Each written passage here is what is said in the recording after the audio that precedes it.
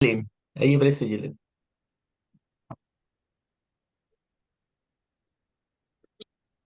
Y hay saludos de Le damos la distintos palabra a lugares, Yelén ¿no? entonces, ¿no? Sí, a ver. Hola, hola. Entonces ustedes me indican, ¿es momento de partir? ¿Sí? Bueno, vamos a darles entonces a todos muy buenas noches y muy bienvenidos, ¿verdad? A nuestro primer seminario aniversario, ¿verdad? Porque estamos celebrando 9 años, entonces a nombre de CECI Chile, nuevamente muy bienvenidos. Este seminario tiene por nombre el juicio a la psicoterapia, donde vamos a ver evidentemente con dos importantes exponentes, las atenuantes y agravantes de todo lo que es la psicoterapia, ¿no es cierto? Entonces vamos a dar la bienvenida a nuestro psicólogo y doctor Felipe García, ¿verdad? Quien va a estar a cargo de llevar adelante todo esto, quien es director general de CECI Chile. Además, a nuestro psicólogo y magíster Rodrigo Mardones, quien es nuestro director ejecutivo. Entonces, vamos a partir por darles la bienvenida a todo esto, como les comentaba, porque tenemos muchas sorpresas que vamos a ir mostrándoles a lo largo del desarrollo de este seminario. Vamos a tener algunos libros que vamos a sortear, ¿verdad?, entre los asistentes. Tienen que quedarse entonces hasta el final para poder participar de esto. Hay unos bonos importantísimos de descuento, entre otras cosas, y es así como entonces vamos a dar inicio, ¿verdad?, a esta jornada maravillosa para celebrar los 9 años de aniversario.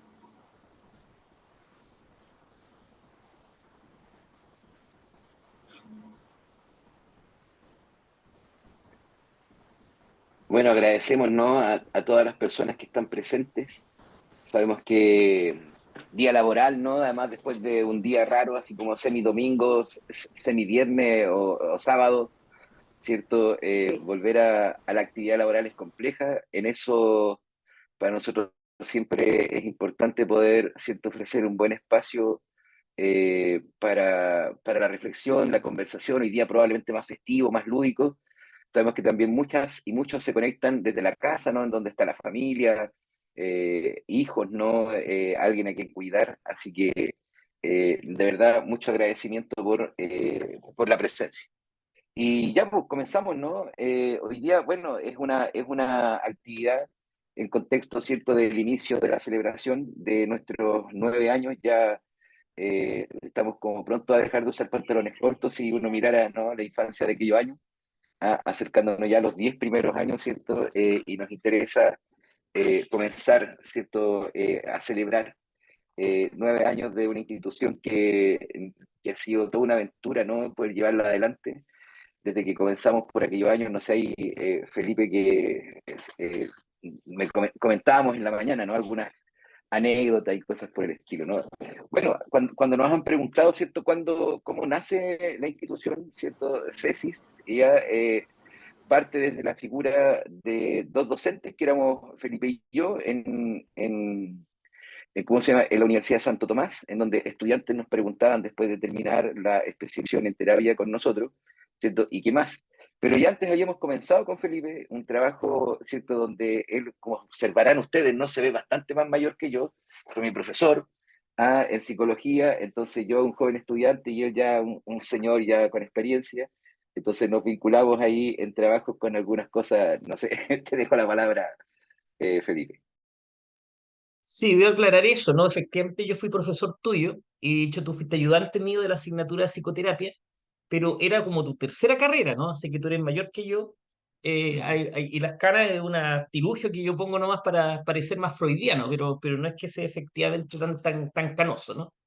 Efectivamente, con Rodrigo nos conocimos por ahí el año 2009, yo creo 2008, ¿no? Cuando le hice clases. Él está haciendo una formación de psicología como creo que cuarta carrera, porque tiene varias carreras atrás. Y la perspectiva de Rodrigo desde el principio era muy crítica respecto a la psicología y muy crítica respecto a la psicoterapia, ¿no? Y en ese sentido conectamos, porque en realidad yo siempre he tenido postura crítica en relación a nuestro quehacer y que se evidencia obviamente en las cosas que escribimos, las cosas que investigamos. Y una de las primeras propuestas que le hice a Rodrigo al comenzar esta relación profe-alumno, cuando hacía su práctica, era trabajar con un modelo de intervención sistémico con personas que habían o tenían diagnóstico de trastorno de pánico en el entendido de que lo que nosotros estamos elaborando podría ser útil, ¿no? Podría ayudar a la gente que sufriera de estas crisis. Y comenzamos a trabajar, por lo tanto, con una especie de investigación un poquito poco sistemática quizás, pero con varios pacientes a los cuales aplicamos un formato de intervención pánico y que nos fue bastante bien. De hecho, lo publicamos en uno de nuestros libros, ya el resultado de esa investigación, pero justamente estábamos en ello el año 2009, pasando al 2010 con el seguimiento, cuando ocurrió el terremoto. ¿Ya? Y el terremoto nos cambió la vida a varios, ¿no?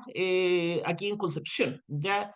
Entre otras cosas, nuestros consultantes, ¿no? Yo recuerdo mucho un consultante justamente que estaba trabajando con nosotros, que tenía trastorno de pánico con agorafobia, pero con el terremoto tuvo que arrancar de la casa y vivir más afuera que adentro, y hasta ahí llegó el trastorno de pánico con agorafobia, ¿ya? Es decir, se la acabó de una, ¿no? El terremoto, como cambio extraterapéutico, fue fundamental para su recuperación. Y más encima, aparte de estar viviendo varios días fuera de su hogar, como sabía andar en bicicleta, terminó siendo apoyo a su comunidad, pues, de su barrio, ¿no? Porque tenía trasladada cosas, iba a buscar comida, a buscar agua, ¿no? Y por lo tanto, no solamente salió de su casa corriendo, obviamente haciendo desaparecer la agorafobia, sino que además se sintió competente y se sintió útil, y eso ayudó mucho a su recuperación, más allá del trabajo que Rodrigo y yo hayamos hecho en esas circunstancias, ¿no? Y en el mismo terremoto, además, con Rodrigo escribimos ese artículo, ¿no? Que fue, tengo entendido, el primer artículo de psicología que salió post-terremoto, acerca del terremoto, en la revista Terapia Psicológica, que era una propuesta de intervención. Y lo gracioso, quizás gracioso, más que gracioso diría incluso tenebroso de ese artículo, es que lo escribimos, en mi caso, cuando yo estaba durmiendo en la calle, que la primera semana después del terremoto, yo dormía en el auto porque yo perdí mi vivienda, ¿no? En el auto con mi pareja, pues mi hijo tuvieron que irse a otro lugar para poder tener, obviamente, los servicios mínimos para vivir, ¿no? Y Rodrigo, una circunstancia muy similar a la que yo vivía, ¿no? Y yo creo que ahí hizo la semilla que finalmente nos permitió el año 2014 fundarse SID Chile, junto con un grupo de colegas, exalumnos la mayoría, que impulsamos los primeros tiempos con presentaciones a congresos, asistencias a intercambios fuera de Chile, algunos cursos, algunos diplomados, etcétera, varias cosas que nosotros hicimos en principio, ¿no? Bueno, y ahí ha crecido hasta el día de hoy. Y hoy día, bueno, la ocasión hoy, vamos a hablar de un juicio a la psicoterapia. Es una humorada en realidad, pero una humorada seria, ¿no? Porque nosotros no somos quienes para enjuiciar a la psicoterapia, ¿no? Pero sí tenemos una perspectiva crítica que queremos transparentar frente a ustedes.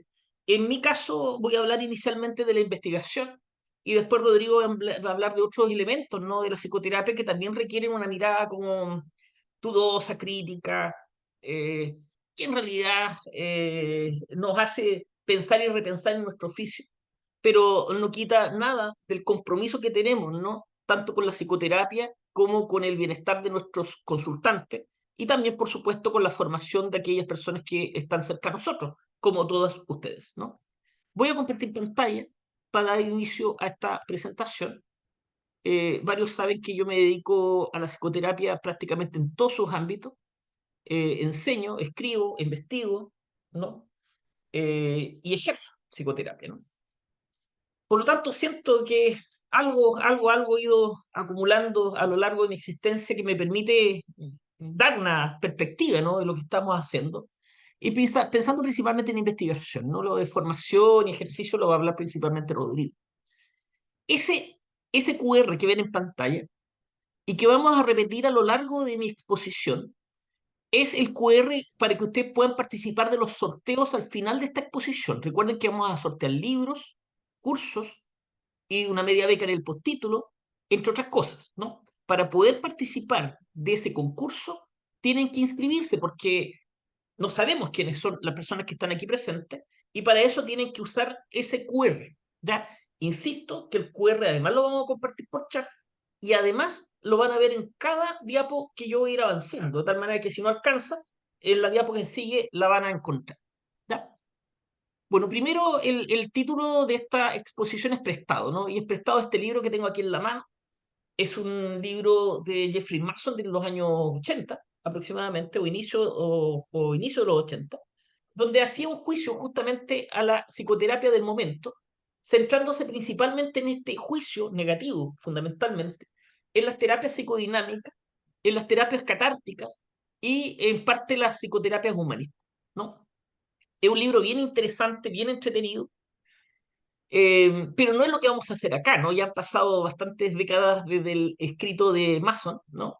Y a esta altura tenemos también otras visiones y otras perspectivas respecto a lo que es la psicoterapia. Alguien ahí levantó la mano, pero vamos a dejar las preguntas hacia el final, ¿no? Si quieres, mantiene el libre tu mano levantada para no olvidarnos y te damos la palabra cuando yo termine la exposición para no perder el hilo, ¿no? Igual te voy a anotar aquí, Elizabeth, que tiene la mano levantada, ¿no? Es súper cortito. Es que el Em, cuadro no funciona. Dice que no acepta más respuestas. El QR. Ah, no, claro, porque el QR, paralelamente creo que pueden haber como 150 personas, algo así, ¿no? Entonces, a medida que vayan los otros compañeros inscribiéndose, se va a ir liberando cupo para que puedas tú usar el QR. Por eso el QR está a lo largo de toda la exposición, ¿ya? De tal manera que, claro, no alcanza ahora, pero en las 3 diapos más va a alcanzar, ¿ya? Eso. Mientras tanto, ahí igual nuestra eh, Gaby, ¿no? Nuestra directora administrativa, está ahí probablemente con Luis revisando. Bien. Eh, Primero contarles cuál es el estatus actual de la psicoterapia, en qué estamos hoy día, pero para poder entender cómo estamos hoy día con la psicoterapia en general, quizá haya que recurrir a alguna experiencia más antigua, ¿no? Eh, y esas experiencias más antiguas va a ser lo que ocurrió con el mesmerismo. ¿Ya? El mesmerismo, propuesta por Anton Mesmer en 1700, a fines de los 1700, surge de una epifanía. Mesmer caminaba por los campos y de repente se da cuenta de que los seres humanos podrían transmitir cierto magnetismo, con lo cual podían influir en las personas, ¿no? Mesmer consideró que su hallazgo, producto de esa epifanía, era un hallazgo fundamental y que iba a permitir generar una enorme cantidad de cambios y mejoras en general en las personas que sufrían tanto trastornos psicológicos como físicos. ¿Ya? Él explicó el mesmerismo con la hipótesis del magnetismo animal, es decir, que yo tengo una capacidad, porque está muy de moda en ese minuto, ya la física estaba muy de moda en general, yo podía magnetizar este objeto y este objeto, si lo tomaba otra persona, a través de ese magnetismo podía, por ejemplo, curar enfermedades. Es un poco la hipótesis del mesmerismo, que posteriormente dio surgimiento a lo que llamamos hipnosis, ¿no? Y Mesmer se hizo muy popular.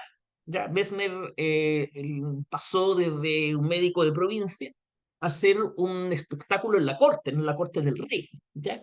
Y mientras él generaba estas sanaciones milagrosas producto del magnetismo animal, también empezó a recibir críticas, ¿no? Críticas que lo trataban de charlatán, ¿no? Para ello, para dilucidar el asunto, el rey convocó una comisión especial para que investigue si lo que hacía Mesmer era charlatanería o efectivamente era una curación de carácter científico. En esa comisión estuvieron, entre otros, Benjamin Franklin, científico norteamericano, Pierre Lavoisier, que es Lavoisier, que se pronuncia así, que es uno de los biólogos, ¿no?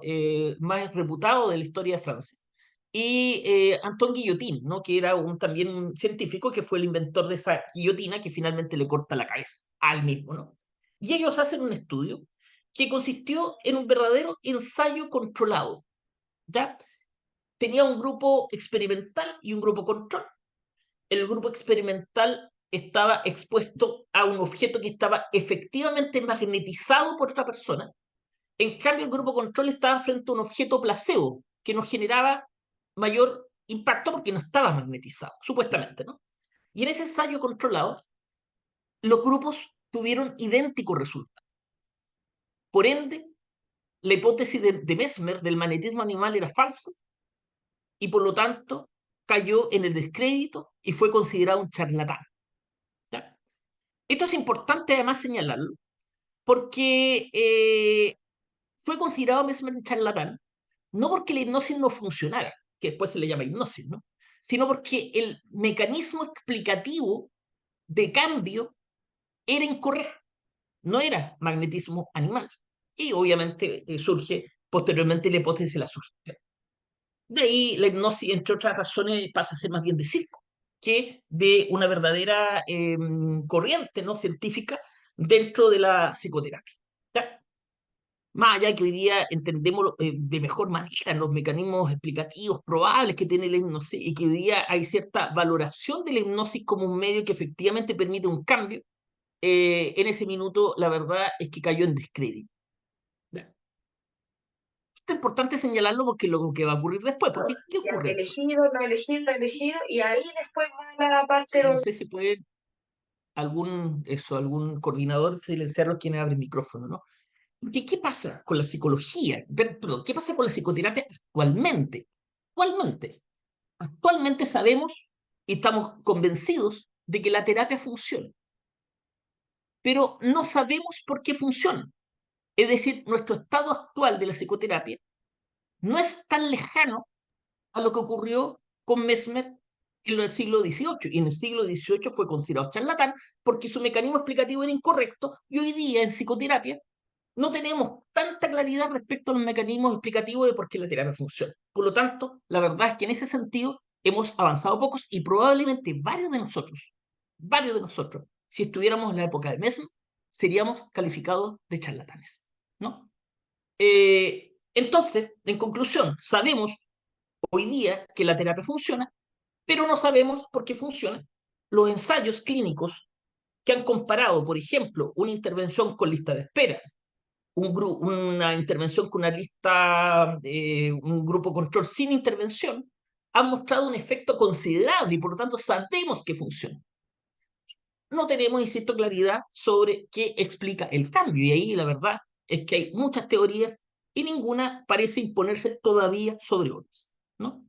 Vamos al juicio, ¿ya? El juicio de la psicoterapia.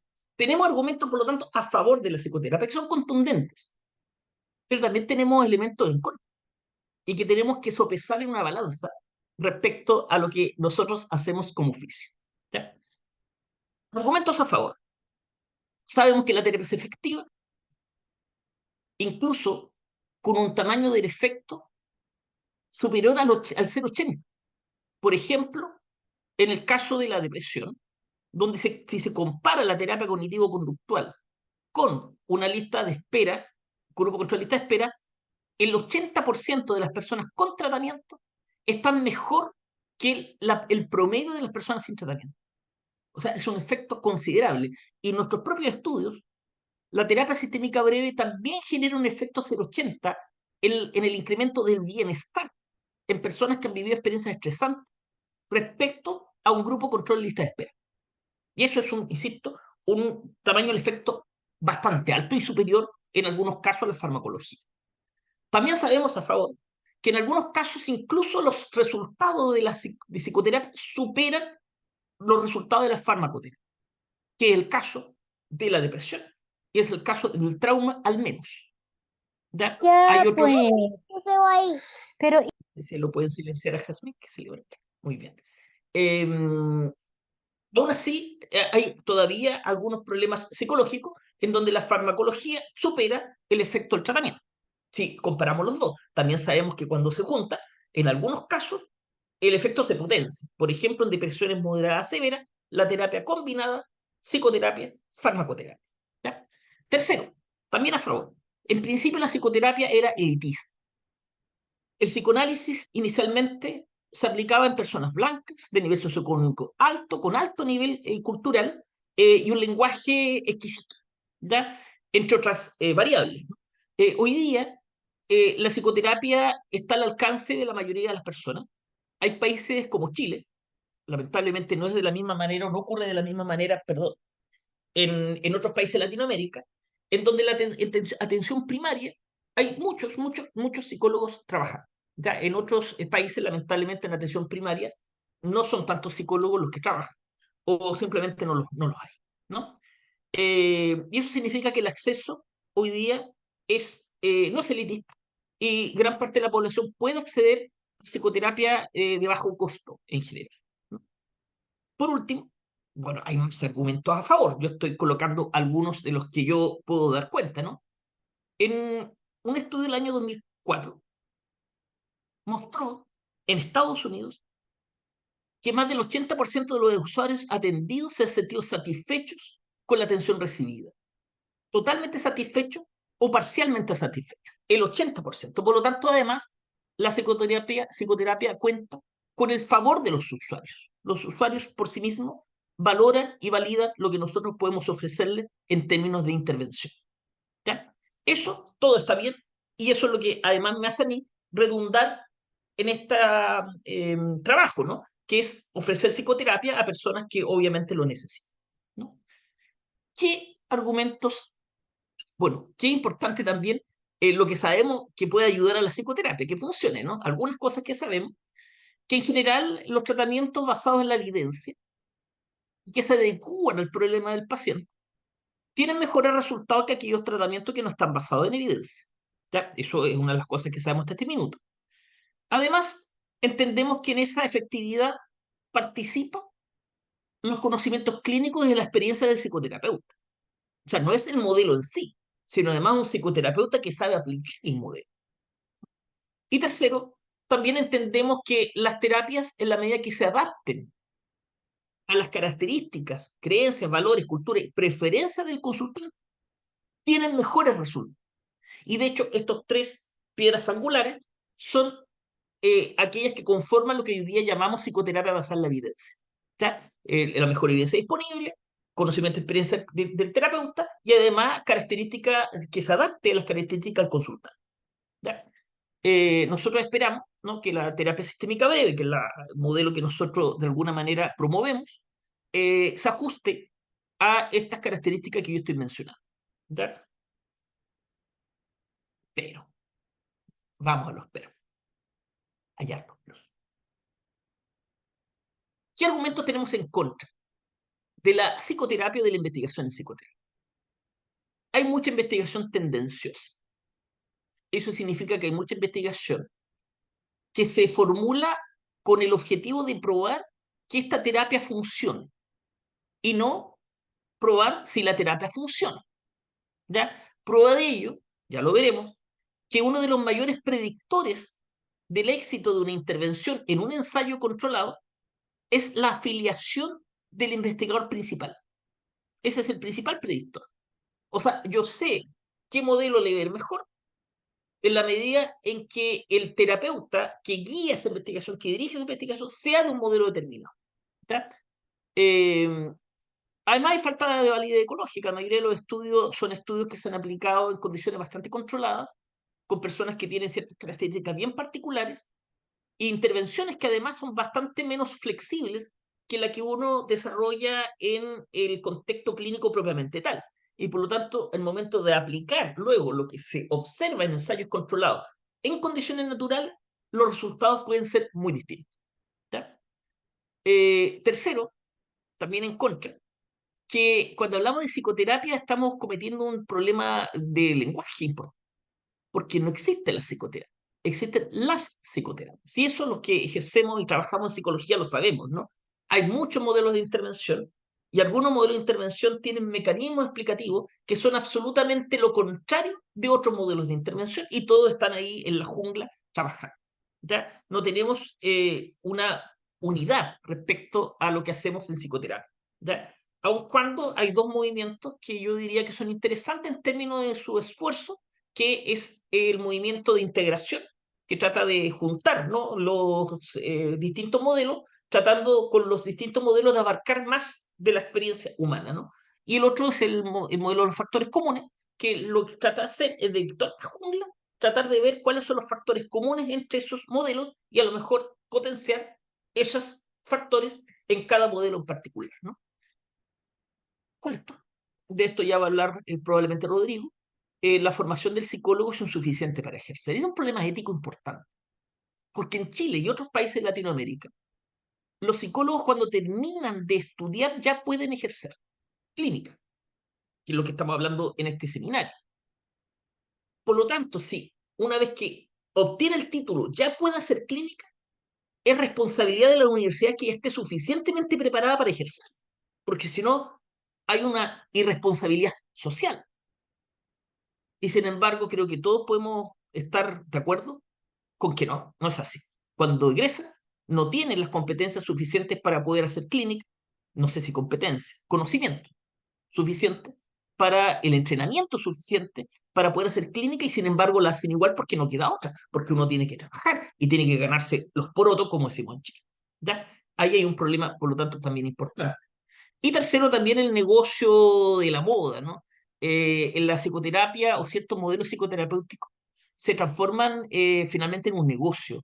Tenemos evidencia de lo que ha significado en millones de dólares la irrupción del mindfulness. El mindfulness es un movimiento, un modelo de intervención o una técnica de intervención con la cual yo siento bastante respeto. Sin embargo, no por eso dejo de admitir que se ha transformado también en cierto contexto en un tremendo negocio. ¿Ya? Miles de libros, talleres, mucha inversión. Por ejemplo, en Estados Unidos son millones y millones invertidos para promover el entrenamiento en mindfulness en trabajadores, ¿no? Em, ¿Y qué pasa? Bueno, con el NDR, ¿no? Que también es un negocio bastante claro, pero del cual voy a hablar hacia el final. ¿Ya? Bueno, las críticas específicas a la investigación. Ya he dicho algunas cosas de esta y en este minuto las voy a reiterar, ¿no? Los participantes de los estudios de investigación son generalmente prototípicos. No son las personas con las que uno recibe, ¿no? En la consulta habitualmente. Son personas con ciertas características en rango de edad, en diagnóstico, en características del problema presentado, de tal manera de poder explicar la intervención en base a el modelo ocupado más que características que puede ser consultada. Y como ya dije, poco parecido finalmente a lo que finalmente vamos a recibir en terapia, que son personas con problemáticas bastante más complejas y con una suma de síntomas que son integrables a varios cuadros nosológicos sin completar ninguno. ¿Ya? O sea, no diagnosticable con nada, pero podría ser diagnosticado con varios, ¿no? Segundo, y esto es muy importante, el sesgo de publicación. En psicoterapia se publica generalmente lo que funciona y no lo que no funciona.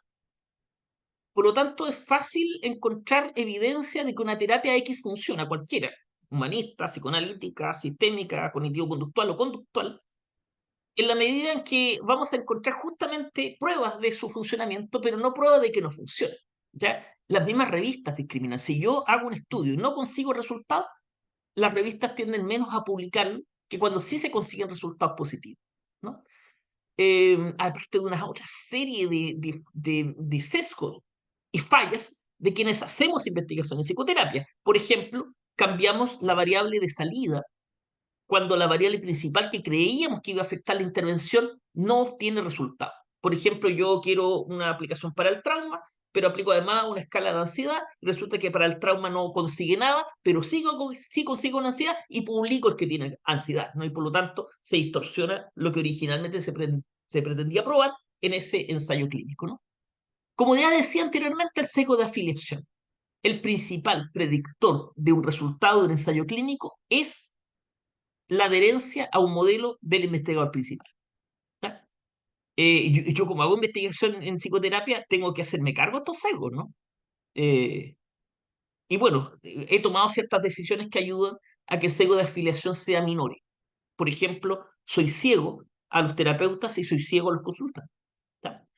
Mala interpretación de los datos. Y cuando decimos que un modelo como el cognitivo-conductual es el mejor modelo para la depresión, es porque en promedio tiene mejor resultado que una lista de espera o con una terapia alternativa. En promedio. Pero hay una cola importante de personas que no se ven favorecidas por la terapia cognitivo-conductual, pero que no lo tomamos en cuenta porque en el modelo estadístico quedan a ese lado, ¿no? Y por lo tanto, que la terapia cognitivo-conductual sea un modelo que sirve para la depresión, no significa que la persona en particular que tengo al frente mío se beneficie de la terapia cognitivo-conductual, porque puede haber quedado en la cola. ¿Ya? Y además, otro elemento importante en la historia de la psicoterapia es que durante mucho tiempo se planteó como elemento de validez de una intervención, no validez, de eficacia de una intervención, el cambio en la conducta. Si una persona disminuía la frecuencia de una conducta problema, entonces significaba que la terapia era eficaz. Y por supuesto, si mi parámetro es la disminución de la conducta, entonces probablemente había un solo modelo que podía cumplir con eso, porque había un solo modelo que se enfocaba en el cambio conductual. Pero cuando igualamos la variable de salida y medimos el resultado con múltiples factores, entre ellos la satisfacción del usuario, estos resultados empezaron a variar. El sesgo de publicación. Hay un artículo, a mí siempre me gusta citar artículos para que no crean que hablo de la nada, ¿no? Hablo probablemente porque tengo ciertos fundamentos, y en este caso es una revisión sistemática y metaanalítica que muestra, entre otras conclusiones, que la eficacia de las intervenciones psicológicas para la depresión han sido sobreestimadas por la literatura publicada, como también ha ocurrido con la farmacoterapia, ¿no? Las dos son eficaces, pero no en la medida que la literatura sugiere. Eso es lo que señalan. Y una de las razones es que cuando controlamos el sesgo de publicación, es decir, comenzamos a incorporar además algunos ensayos donde los resultados no son tan espectaculares, simplemente no existen, entonces el tamaño del efecto disminuye. Y ese es un dato importante. Ese es el sesgo de publicación, ¿no? El sesgo de afiliación, ya también una revisión sistemática, ¿no? Que plantea como conclusión que actualmente no podemos tener confianza en los resultados que se informan en los ensayos de psicoterapia, dado que no hay forma de verificar en la mayoría de los ensayos que los investigadores hayan analizado sus datos sin sesgos. Hay un estudio que cita Wampol, en donde se evalúa una intervención propuesta por Menchenbaum, Donald Menchenbaum, un terapeuta bastante reconocido, comparado con esa misma intervención, pero en estudios donde no participó Menchenbaum. Y los estudios en donde participó Menchenbaum tenían una diferencia notable con los estudios donde él no participó, siendo ensayos controlados aleatorios igual que el resto. Evidentemente ahí influía el sesgo de afiliación, ¿ya? Este otro tema que tiene que ver con lo que mencioné de la conducta, ¿no? Cuando medimos el cambio o la eficacia de una intervención en base a un cambio de conducta, evidentemente el que le va a ir mejor es aquel modelo que promueve el cambio de conducta. Pero cuando ves otros elementos, por ejemplo, el efecto en la calidad de vida o el efecto en el bienestar, la funcionalidad de la persona, su capacidad para integrarse en su comunidad, ¿no? O la satisfacción del usuario, entonces los resultados terminan siendo bastante más equilibrados, ¿ya? El tema de la calidad de vida es relevante, porque una persona puede disminuir sus síntomas y no tener cambio en la calidad de vida, o puede no disminuir sus síntomas, pero sí tener cambios importantes en su calidad de vida, ¿ya? Como ocurre, por ejemplo, con pacientes psicóticos, ¿ya? Bueno, esto lo dijo Einstein: todos somos genios, pero si juzgas a un pez por su habilidad de trepar árboles, vivirá toda la vida pensando que es un inútil. Como ha ocurrido con bastantes terapias que son eficaces, pero con sus resultados finalmente no se cumplían con los criterios anteriores, ¿no? Estudios actuales, en general, cuesta encontrar estudios de dos modelos de intervención evaluables donde uno tenga un efecto significativamente mayor que el otro, ¿ya? En nuestros propios estudios, la terapia cognitivo-conductual tiene mejor efecto que la terapia sistémica breve en la reducción de síntomas, pero entre ellos esa diferencia no es significativa.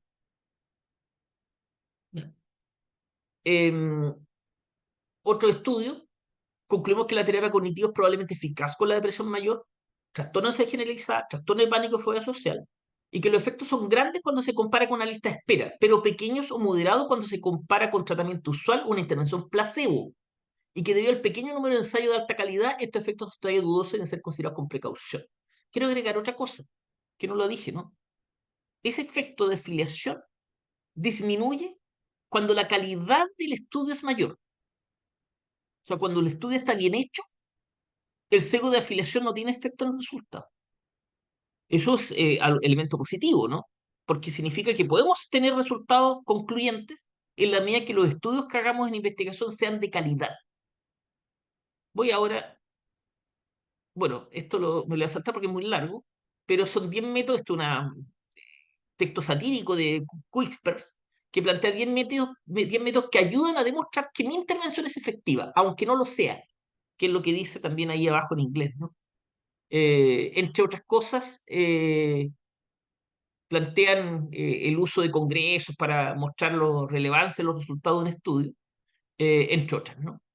Tamaño de muestra pequeña, grupo control lista de espera, que en general los grupos control lista de espera tienen peor resultado que grupos con tratamiento alternativo o grupos con tratamiento placebo, ¿ya? O tratamiento usual. No compare la intervención con otras ya existentes, sino que con una lista de grupo control sin acción, ¿no? Y si los resultados no son positivos, no los publique, ¿ya? Eso es lo que sugiere este autor para que un modelo determinado tenga buen resultado. Y bueno, aquí tenemos el caso del MDR, del cual voy a hablar en particular, porque el caso del MDR es bastante particular. Surge el MDR de una epifanía de Francine Shapiro mientras caminaba por el campo. Cuando ella tiene esta epifanía que le dice que aparentemente el movimiento ocular permite reprocesar experiencias traumáticas, plantea que ese es un descubrimiento enorme que va a cambiar la psicoterapia en el mundo. Y plantea un mecanismo explicativo que es, en este caso, el movimiento ocular. Cualquier coincidencia con Mesmer no es coincidencia, ¿ya? Porque fue lo mismo que yo describí con Mesmer. Los resultados de la investigación hasta este minuto señalan que el mecanismo propuesto por el MDR en realidad no tiene resultado. El movimiento ocular no es lo que genera resultados, incluso estimulación bilateral que no tiene que ver con movimiento ocular, tienen los mismos resultados y por lo tanto, insisto, el mecanismo explicativo original no es lo que explica el resultado en el MDR. Frente a eso, la comisión de la APA, debido obviamente a que los ensayos clínicos tenían buenos resultados respecto al grupo control, plantearon que era un modelo efectivo, ¿sí? para el trauma, pero planteaban que era un modelo discutible, no sé la palabra exacta que ocuparon, pero que era discutible, y discutible fundamentalmente por el mecanismo explicativo. Si lo hubieran estudiado Franklin, Lavoisier y Guillotin, lo hubieran considerado charlatanería. ¿Qué es lo que sabemos del movimiento ocular hasta este minuto, ¿no? Primero, que las explicaciones originales eran todas pseudocientíficas, la mayoría cargada a explicaciones de neurociencias, ¿ya? Pero que no tienen ningún sustento empírico real, no sueño REM, sincronización interhemisférica, etcétera, ¿no? También se ha ido concluyendo que los movimientos oculares son absolutamente innecesarios, es una edición superflua, que no añade al tratamiento. Y sin embargo, lo que vende es eso, ¿ya? El movimiento ocular o en general la estimulación bilateral. Es decir, si le quitamos eso, el resultado parece ser idéntico y por lo tanto el mecanismo explicativo es errado, no es correcto, ¿no? Parece ser menos eficaz que la exposición prolongada y la terapia cognitivo-conductual orientada hacia el trauma, ¿ya? Menos eficaz que esto, ¿no? Y aparentemente tiene componente de exposición, tiene exponentes de desensibilización, de reprocesamiento, de disociación, entre otros, ¿no? Como ya dije, tiene un excesivo componente comercial, tiene copyright, y por lo tanto uno ni siquiera puede colocar las palabras MDR en un cartel porque inmediatamente caen las amenazas legales de que algo va a ocurrir si es que nosotros persistimos en usar un nombre que tiene, en este caso, componente comercial, ¿no? Eso lo dice John Grinder, no tiene copyright, no permite que los que han sido entrenados enseñarlo al resto del mundo, ¿no? Y la investigación tiene mucho conflicto de interés, porque para estudiar MDR, los terapeutas tienen que ser entrenados en MDR por el Instituto de MDR, que tiene que, por lo tanto, aprobar la realización de ese estudio con el modelo, y por lo tanto el estudio ya está asociado a una institución que obviamente busca que esa intervención se pruebe, ¿ya? ¿Qué sabemos hoy día? Bueno, Rosen y Davidson plantean esta idea del caso de la terapia del sombrero púrpura. Ellos plantean una intervención para disminuir, en este caso, algún síntoma, en donde tienen que usar técnicas como, por ejemplo, síntomas de estrés, donde tienen que usar algunas técnicas como exposición o relajación, pero además un sombrero púrpura, ¿ya? Y resulta que esa terapia que usa exposición y relajación efectivamente disminuye el estrés y la ansiedad. Y lo que se empieza a vender a continuación es la técnica del sombrero púrpura, y por lo tanto empezar a vender el sombrero y hacer talleres para enseñar a usar el sombrero, ¿ya? Cuando sabemos perfectamente que el sombrero no es lo que genera el cambio, ¿ya? Algo parecido ocurre entonces con el MDR. Otra explicación es que existen hoy día ante el efecto positivo del MDR, pues no sabemos por qué funciona. Que en el caso, yo dije al principio que no sabemos en general por qué la terapia funciona, pero eso es bastante particular en el MDR, porque el MDR en su propio nombre plantea el mecanismo explicativo, cosa que no ocurre con otros modelos de intervención, ¿ya? Se plantea que es exposición, se plantea que resulta por atención dual, es decir, una especie de sobrecarga en la memoria de trabajo, y por lo tanto eso facilita, al estar sobrecargada la memoria de trabajo, el reprocesamiento de la experiencia. Plantean reestructuración cognitiva, distracción y disociación como mecanismo explicativo. Ninguno es concluyente, y de hecho, en este excelente libro de Marino Pérez, que también es crítico con la psicoterapia, plantea que el uso de este concepto de memoria de trabajo es jerga neurocientífica, generalmente ocupada por pseudociencias, pero no califica frontalmente al MDR como pseudociencia, y que en realidad es una explicación que no explica absolutamente nada. ¿Ya? Eso es lo que plantea. No es una explicación válida la memoria de trabajo para explicar por qué el MDR resulta. ¿Ya?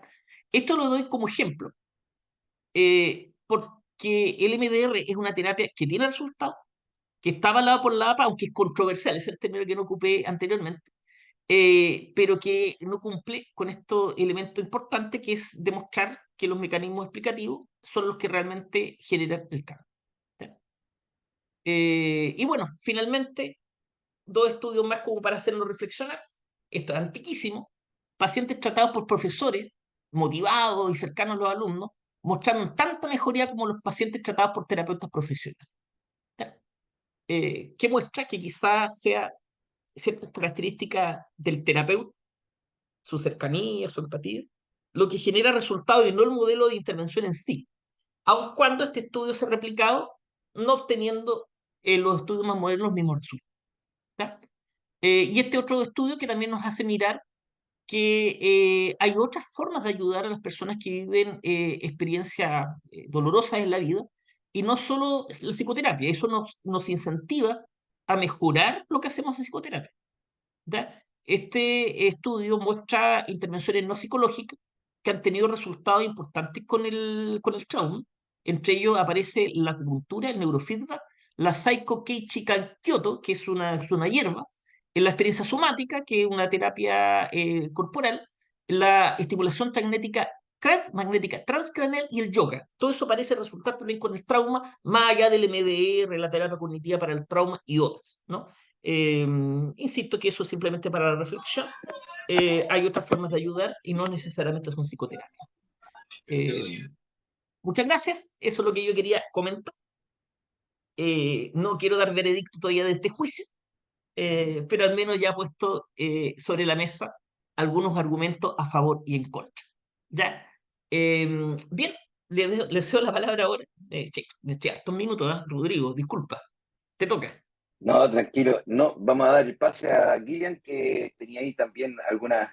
Gillian Parra, que es nuestra periodista en CESIS, y tiene cierto algunos elementos que preguntar como para ir cierto dinamizando también el momento. Así que Gillian, le doy la palabra. Gracias, muchas gracias, Rodrigo. Bueno, volver a agradecer nuevamente a todos quienes están conectados desde España, desde Colombia. Tenemos participantes desde Bolivia, ¿verdad? Bueno, obviamente desde Santiago de Chile y a lo largo de todo Chile, porque tenemos gente conectada, inclusive en Punta Arenas. Chiloé también ha estado presente, así que darles las gracias nuevamente a todos por estar acompañándonos en el primer día de celebración de nuestro 9º aniversario. Y quería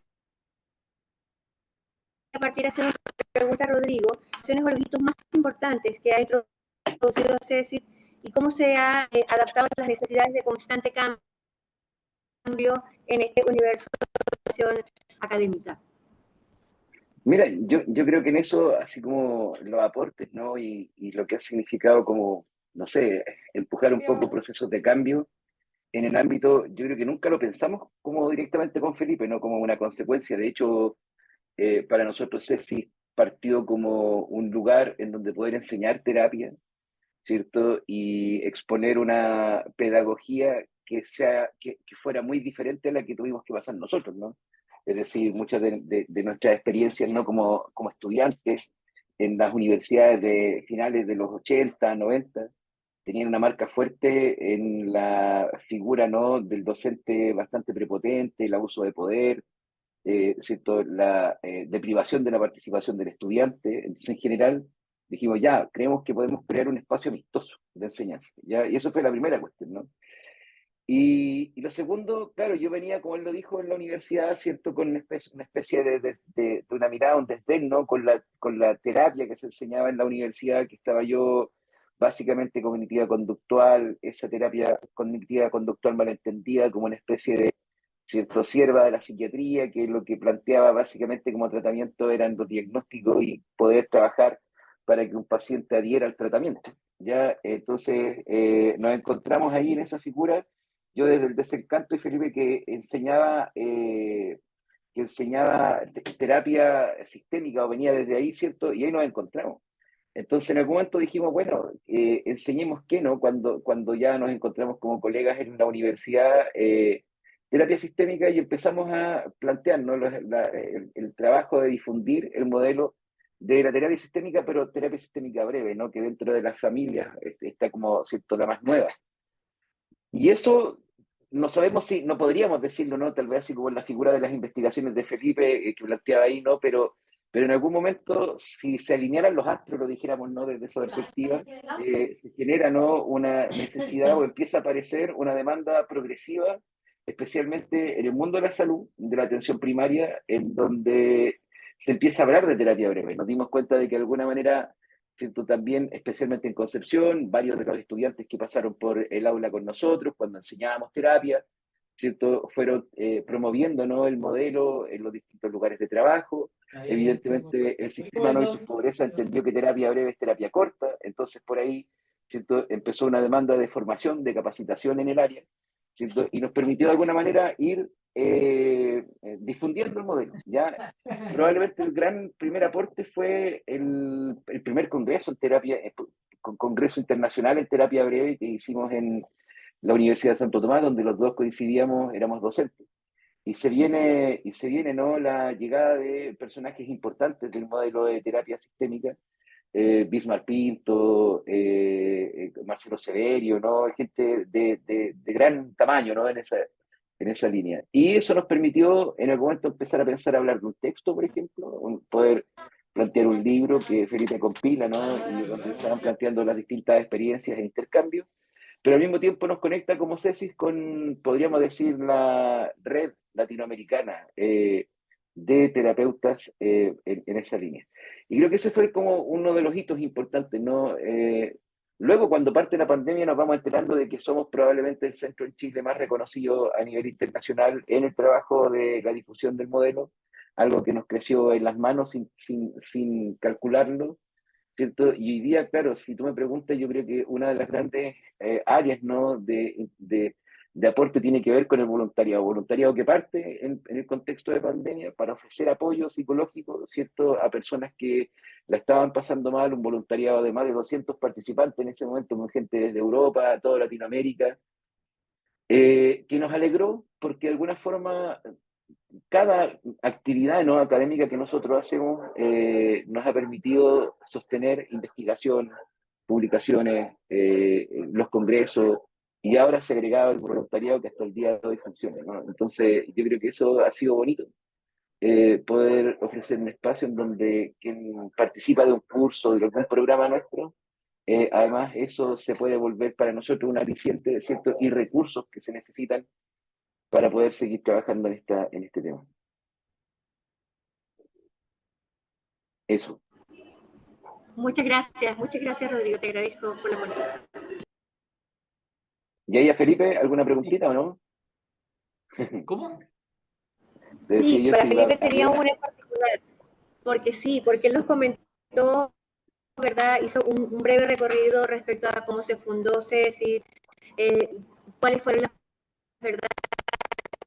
Los pasos o los hitos más importantes que dieron ustedes como como centro sistémico de formación. Pero además de eso, yo quería preguntarle a Felipe, ¿qué planes, verdad, tenemos a futuro con el centro que representen un crecimiento importante, verdad? Porque ya sabemos que lo hacen en la forma de educar, de transmitir conocimientos, pero ¿de qué modo queríamos nosotros incentivar a nuestros colegas, verdad? Como para que sigan esforzándose en el fondo en este constante crecimiento que es muy importante para poder aplicar terapias, ¿verdad? Como la sistémica breve, donde podemos obtener resultados que ya estuvimos viendo son realmente relevantes.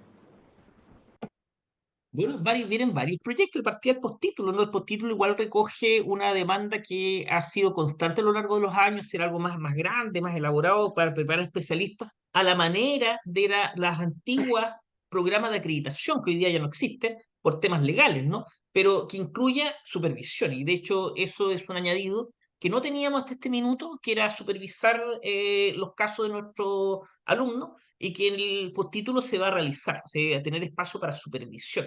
También, obviamente, continuar con la internacionalización de CECI Chile. Bueno, ahí tenemos vínculos con gran parte de los países latinoamericanos.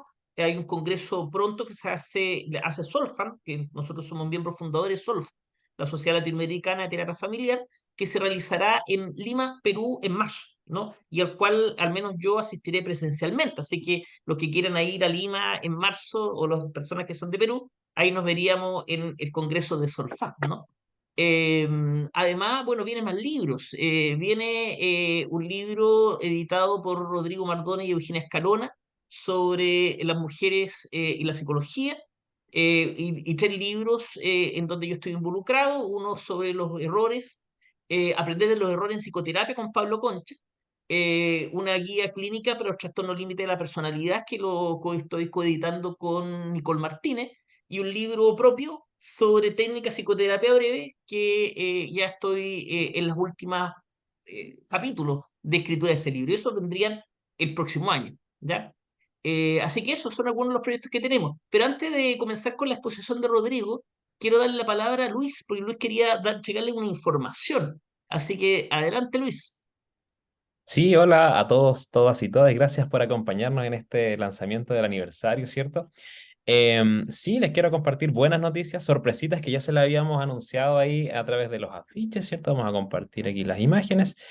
Y es que tenemos descuento, así es, tenemos descuento para todos y todas los que participan en esta jornada para los cursos del mes de noviembre. El noviembre, el mes de nuestro aniversario, tenemos estos descuentos donde los cursos que costaban 30.000 pesos van a quedar a 20.000 pesos usando este cupón de descuento aniversario antes de realizar el pago en nuestra tienda cesis.cl. Así que todos los cursos que inician en el mes de noviembre con este código aniversario van a quedar en 20.000 pesos o $23 para quienes nos ven y nos acompañan desde fuera de Chile. Este cupón va a estar disponible hasta el 10 de noviembre.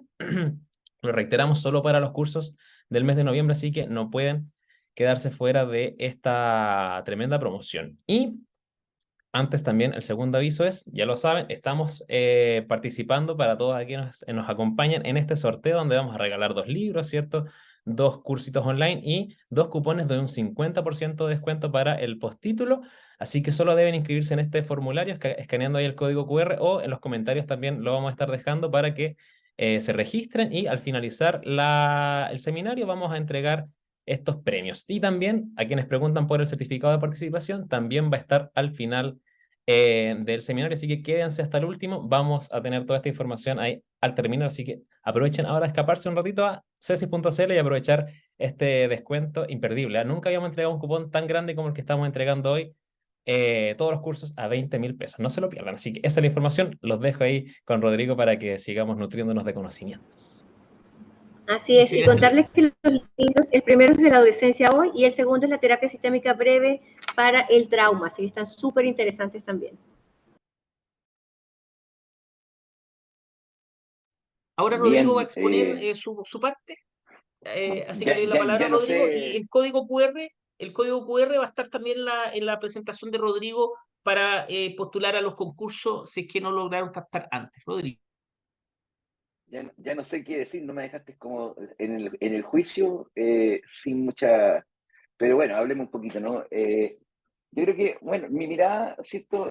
Va un poco más allá de los datos, ¿no? Que ya, ¿cierto? Lo que dijo Felipe que agregar algo más no tiene sentido, ¿no? Pero sí yo creo que poder acercarnos, ¿no? A una mirada más global, ¿cierto? De la psiquía y de la psicoterapia, ¿no? Si tuviera que plantearlo en este juego de juicio, ¿no? Los cargos, bueno, primero, lo más, ¿cierto? Complejo, ¿no? Que uno puede observar hoy día en términos de, ¿cierto? La psicoterapia es que nos guste o no, es doctrinariamente reduccionista.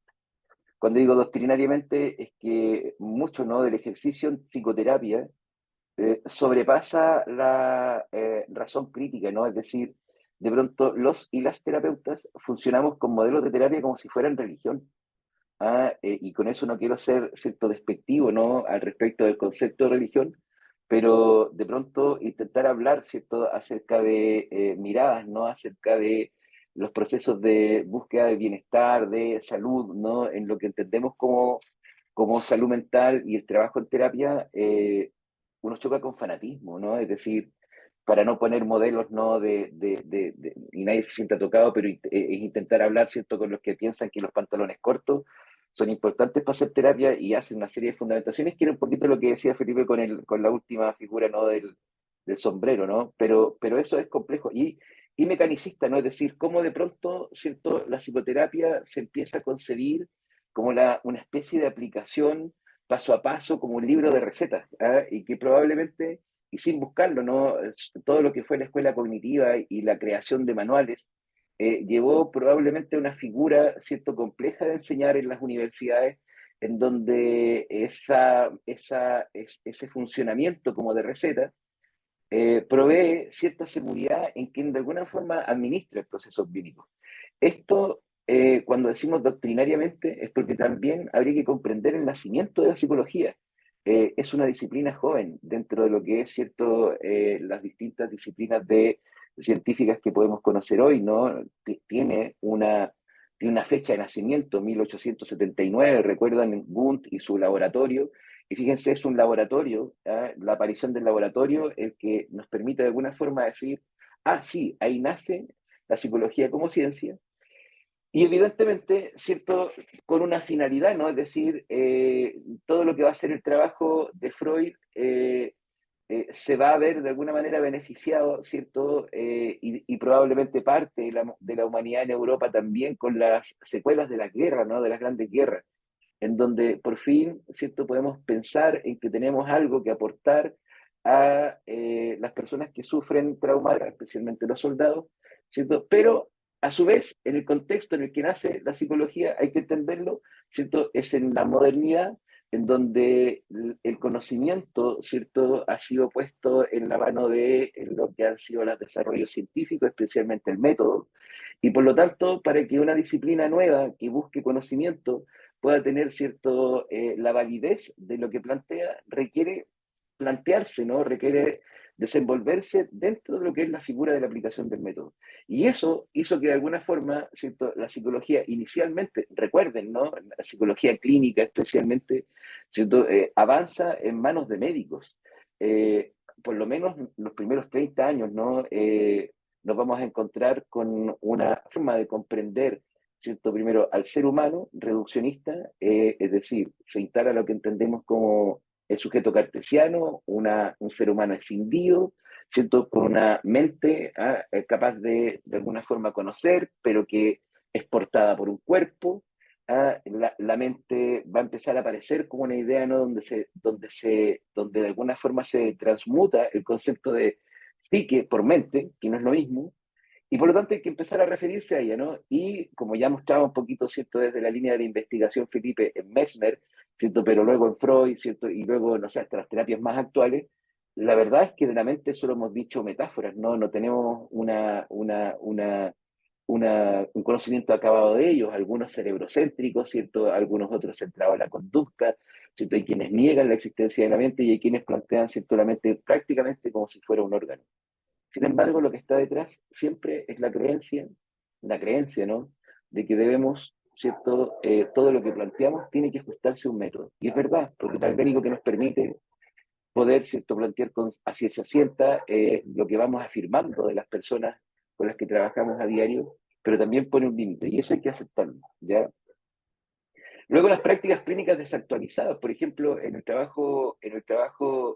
¿cierto? Como docente, supervisor de práctica en terreno, como supervisor, ¿no?, de colegas, uno empieza a encontrarse con figuras que han sido prácticamente planteadas como si fueran de verdad dogmas religiosos, ¿no? Estoy pensando, por ejemplo, cómo de pronto conceptualizamos el motivo de consulta, ¿ah? El motivo de consulta, ¿cierto? Todavía hay colegas que persisten en un doble motivo de consulta, por ejemplo, uno manifiesto, ¿cierto? Y uno latente. El problema es que el manifiesto, ¿cierto?, no es lo que está ocurriendo, es el latente, pero el latente no es visible al consciente, te das cuenta, del paciente, y solo lo puede observar el terapeuta, lo que ha hecho de alguna forma que nuestras prácticas, muchas de ellas se fundamenten en, ¿cierto?, sostener relaciones asimétricas para resolver problemas, ¿no?, y ansias de poder. Es decir, nosotros en el trabajo clínico, hay que reconocerlo, ¿cierto? Trabajamos de alguna forma solos, salvo quienes probablemente trabajen, ¿no?, en instituciones de salud, en donde se acercan, ¿no?, a equipos multiprofesionales, pero en general la tarea del terapeuta es en soledad, es decir, uno con su paciente, ¿cierto? Muchas veces, ¿no?, estas prácticas desactualizadas nos llevan a pensar que necesitamos hacer un diagnóstico exacto con instrumentos estandarizados, ¿cierto?, como primera maniobra en terapia, para luego, ¿cierto?, poder realizar un diagnóstico exacto que me permita elegir la técnica exacta. Así no funciona la terapia. Nos guste o no. O sea, toda la evidencia, ¿no?, en investigación sobre todo lo que ha sido el trabajo, ¿cierto?, de factores comunes, Lambert, ¿cierto?, y otros tantos, te han puesto sobre la mesa que la relación terapéutica, ¿cierto?, es fundamental para poder sostener otras maniobras que son más pequeñas, ¿no? Y que eso todavía es difícil de entender para muchos, ¿no? Lo que evidencia, ¿cierto?, una manera de comprender la mente y los problemas mentales y los problemas que vivimos los seres humanos de manera individual. Por eso que yo tengo que pensar, ¿cierto?, en modelos como que proveen, ¿no?, como que de alguna forma suministran dosis de, y eso no existe en terapia. Lo cierto es que en terapia lo que hemos ido observando es el encuentro, ¿no?, entre dos personas. Evidentemente, el terapeuta es una persona especial porque está cargado de conocimiento, ciertos referentes teóricos, conceptualizaciones que permiten de alguna forma poner palabras, ¿no?, y elaborar en una conversación, en una narración, situaciones que está viviendo la persona que se acerca a pedir ayuda. Pero dentro de eso, ¿cierto?, hay que reconocer que debido al contexto en donde nace la psicología, nuestra mirada suele poner el acento en la figura del individuo, a solas, separado del contexto, emulando el trabajo o el tratamiento médico, que tiene que de alguna forma saber, por ejemplo, ciertos índices de sustancias en la sangre de ese paciente porque explican su afección. En psicología hemos trasladado muchas veces esa forma de actuar, desprendiendo, sacando a esa persona de lo que es, ¿cierto?, la matriz semántica de la que viene, es decir, ¿cierto?, de las relaciones, acerca de las cosas que se conversan, ¿cierto?, cómo vamos estableciendo escala de valores, cómo vamos, ¿cierto?, desarrollándonos en un contexto que también es discursivo y que también desde esa perspectiva va haciendo nuestra experiencia mental. Y ese sacar al sujeto de las relaciones te pone ante un sujeto que no existe, porque el ser humano, desde que, ¿cierto?, es humano, ha resuelto los problemas y desafíos de lo diario colectivamente. Eh, eh, Nosotros observamos en la terapia, ¿cierto?, un encuentro de conversación. Los seres humanos, desde que somos humanos, hablamos con otros acerca de lo que nos pasa, contamos historias acerca de lo que nos pasa, escuchamos historias acerca de lo que ocurre. Entonces, fíjate, esta mirada, ¿cierto?, individualizante, lo que ha hecho es que ha sido un modelo, ¿cierto?, de trabajo en general funcional al poder. Por eso, por ejemplo, interesa poner mindfulness en las empresas porque hace que los trabajadores, por ejemplo, se preocupen de su bienestar individual y no de cuestionar, por ejemplo, derechos laborales o pedir mejoras no en el mundo laboral, es mejor, ¿cierto?, situar al individuo como un problema y subjetivar problemas objetivos, ¿no?, para de alguna forma continuar con eso. Yo no voy a repetir más porque dentro de los cargos podemos leer gente como, no sé, Carlos Pérez Soto, por ejemplo, en donde han hecho una larga, ¿cierto?, lista de cargos al respecto de nuestro funcionamiento, de que tenemos que hacernos cargo. Eh, si tuviera que hablar, ¿cierto?, de atenuantes, ¿no? Sí, un atenuante es que es difícil pedirle a la terapia psicológica y a la psicología en general, ¿cierto?, otra forma de proceder, porque nace en un contexto, podríamos decir, un domicilio epistemológico común, ¿cierto?, a las otras ciencias. Quiere decir, si ese funcionamiento hizo que la medicina, por ejemplo, se estableciera como una de las disciplinas que de alguna manera impactó más en el ser humano, en la humanidad, hasta el día de hoy. Es cosa de ver, por ejemplo, ¿cierto? Cómo funcionamos ante el COVID, la pandemia en general. Es cosa de ver, por ejemplo, hoy día la robótica asociada, ¿cierto?, a la ortopedia, que ha permitido que personas que a lo mejor, ¿cierto?, no podrían haber seguido funcionando en la vida con autonomía, hoy día puedan experimentar esa autonomía e incluso, ¿cierto?, potenciar habilidades ¿cómo se llama?, y atributos propios del ser humano que nos hace pensar hoy, en la actualidad, en qué tan humano es, ¿cierto?, el estar lleno de estas prótesis, ¿no?, que nos van a potenciar, que van a llevar, ¿cierto?, los límites de la vida y en general de nuestras posibilidades todavía mucho más allá. Eh, la psicología nace en un contexto en donde esta forma de proceder, ¿cierto?, es la que de alguna forma se estimula, se premia y además, ¿cierto?, permite tener el reconocimiento como ciencia. Nace en un contexto en donde no hay propuesta alternativa. Probablemente la propuesta alternativa al respecto, ¿cierto?, de la experiencia mental o el ser humano en lo que puede ser esta experiencia, ¿cierto?, de encuentro consigo mismo, lo que llamamos mente, claro, venían siendo modelos religiosos, ¿no?, que sin hacerles una crítica descontextualizada, porque no le podemos pedir a la religión que funcione como ciencia, eran la propuesta. Uno en ese tiempo se iba a confesar, ¿cierto?, hablaba con un pastor, con un chamán, ¿cierto?, el hombre religioso o la mujer religiosa de la tribu, ¿no?, y de la sociedad en cuestión. Eh, la terapia psicológica, si es un encuentro de conversación, no es original, ¿cierto?, como alternativa de base, ¿no?, como conversación, pero ha logrado de alguna forma, ¿cierto?, con su proceder, con los límites que declaraba Felipe, establecerse como una alternativa que puede al menos, ¿cierto?, asegurar que está bajo el escrutinio incluso de los propios expertos. Es decir, nosotros nos cuestionamos, nosotros nos criticamos, nosotros hacemos un trabajo permanente de estarnos revisando, ¿no? Y en eso, digo, en el fondo, todas las escuelas, más allá de los intereses que puede existir en cada una. Y que hay una demanda creciente por el aporte, ¿no? Es decir, hoy día, un día conversábamos con Felipe, ¿no?, y decía, mira, yo un texto que estoy empezando a escribir, entonces planteaba, ¿por qué vamos a terapia? Y yo le decía, la primera respuesta, porque es posible. Lo decía él en su exposición, ¿no? Hoy, ¿cierto?, lo dice él, hay una democratización de la terapia.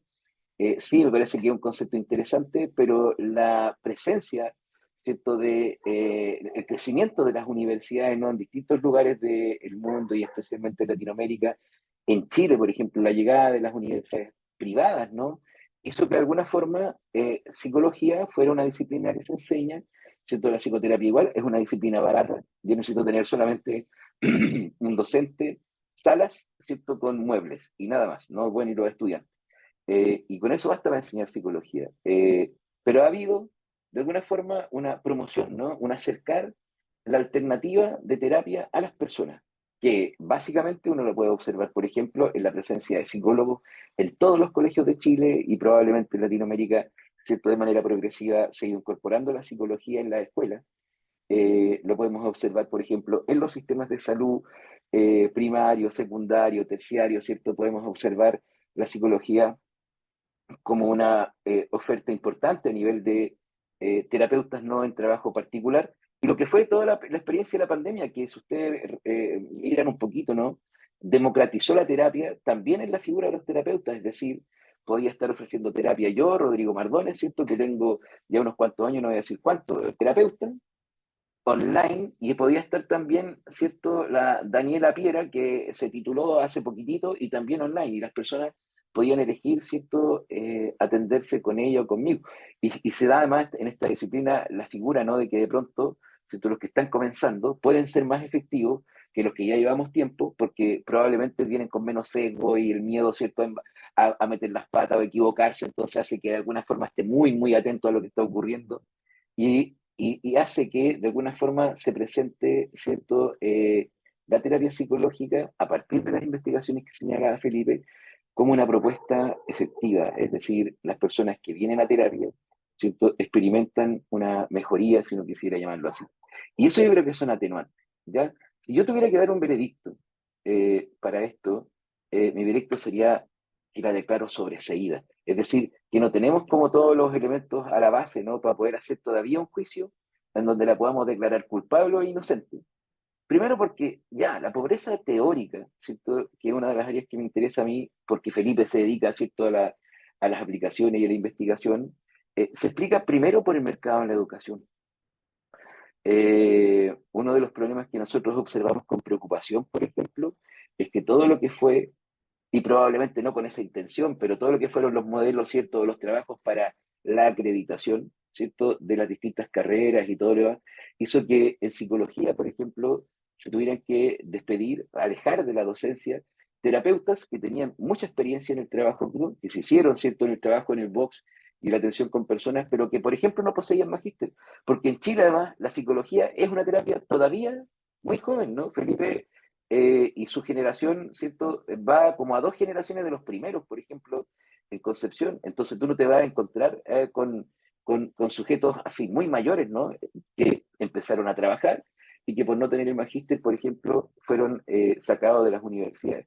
Para traer, ¿cierto?, jóvenes psicólogos que, ¿cierto?, sin haber hecho práctica clínica, pero que tienen un magíster, entonces ahora empiezan a enseñar. Y el problema es que la terapia, nuevamente, en el fondo consiste en enseñar a cómo relacionarnos y cómo de alguna forma diseñar, proyectar un proyecto de vida. Y muchas veces lo que las personas vienen a buscar, no con ese nombre, pero que observamos ahí. La educación hizo que, ¿cierto?, dentro de lo que significa lo barato, ¿no?, de enseñar psicología, además se recortaran disciplinas importantes de enseñar, como por ejemplo, no solo filosofía por filosofía, pero ética aplicada. ¿Ya? Hoy día un terapeuta preocupado de aprender la técnica se da cuenta que aprende la técnica, ¿cierto?, pero que no ha aprendido a resolver dilemas éticos en terapia. Y esos dilemas, esos problemas, no son de fácil solución cuando se da en el proceso clínico. La técnica la puedes reemplazar. Si no funcionó, te das cuenta en la sesión siguiente, cambias, tienes otra. ¿Qué haces con un dilema ético o con un error ético? Y eso, por ejemplo, no se enseña. Para eso con Felipe hicimos una investigación grande hace unos años atrás, que se publicó en Cambridge sobre la psicología en Latinoamérica, ¿no? Especialmente miramos las distintas universidades, ¿no?, las más importantes de cada país, y nos dimos cuenta cómo, por ejemplo, las horas de ética se disminuían a 1 o 2 asignaturas. Y eso es complejo. Se sigue enseñando en el mercado de la educación una psicología y en general modelos de salud mental que no responden, que son anacrónicos, que ya debieran descansar.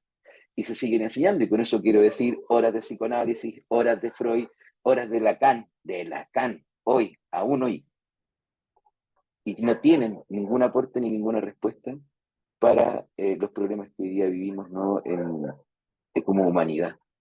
Lo que ha llevado, por supuesto, de la mano a un burocratismo académico, es decir, muchos de los investigadores, ¿no?, ya lo decía cierto Felipe, lo hacen al alero de la universidad porque es quien de forma financia. Y la investigación se volvió, evidentemente, el modelo paper, lo que hace que, ¿cierto?, tengamos que estar en una especie de competencia en trabajos bastante forzados desde lo que es el burocratismo académico para poder financiar prácticas de investigación. Yo creo que eso es una marca, ¿no?, general. No quiero extender más ahí para no alargar el encuentro. Las prácticas desactualizadas de verdad responden a dificultades de adaptación de quienes la ejercen. Eh, con la, ¿cierto?, con la democratización del conocimiento, con todo lo que significa Internet, ¿cierto? Lo que significan las bibliotecas digitales que regalan textos, ¿no? Que serían difíciles de adquisición en papel, el poder acceder a revistas, ¿no? De investigación que están permanentemente publicando trabajos, ¿no? El poder cursar cursos, ¿no? Gratuitos a través de plataformas como Coursera, ¿cierto? Nosotros en CESI muchas veces hacemos actividades gratuitas, no solo como esta, sino que también cursos en general, ¿cierto? Habla de una desidia y una demasiada tranquilidad de, en general, muchos y muchas terapeutas para continuar funcionando en el modelo que aprendieron, muchas veces desactualizado. Y el último punto por el cual yo la estoy sobreseyendo es que, claro, el individualismo es una cuestión cultural. Para nosotros, incluso los terapeutas, ¿cierto? Cuando asistimos a terapia, de alguna forma llevamos, ¿no? Esta forma muy encarnada, ¿no? De el trabajo muy individual, ¿cierto? La subjetivización de problemas que son, ¿cierto? De base social en general, eh, con una dificultad para poder mirar también nuestro contexto relacional, y de alguna forma estos elementos me hacen pensar en que todavía no podemos estar condena ni nada. No sé, quiero dejar ahí porque ya estamos como pasaditos en la hora, bastante pasaditos en la hora, y hay que terminar el concurso. Muchas gracias por venir y ¿cómo se llama? Y escuchar.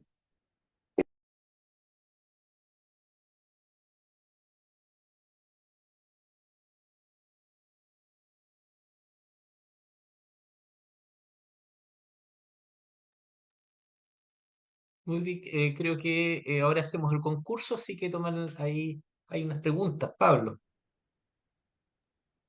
Adelante, Pablo. Hacemos Sí, Charles. algunos minutos de preguntas. Sí.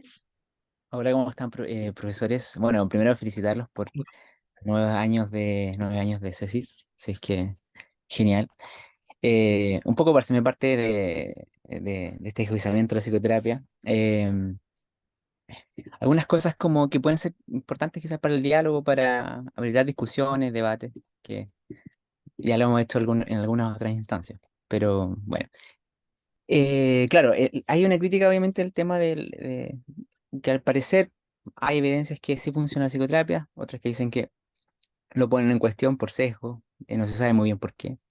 Pero sí, efectivamente hay propuestas y por ejemplo en el paper de eficiencia de las terapias, un paso más allá de la eficacia de la Froxam, María Jesús Fronzal, por ejemplo, él hace una crítica al modelo cognitivo-conductual, pero lo hace en un sentido de que no basta solamente ir hacia los protocolos o ir hacia la evidencia, sino que lo que hay que pensar, y muchos ahora están dando ese giro, es hacia modelos transdiagnósticos, modelos basados en procesos, eh, modelos basados en componentes más bien.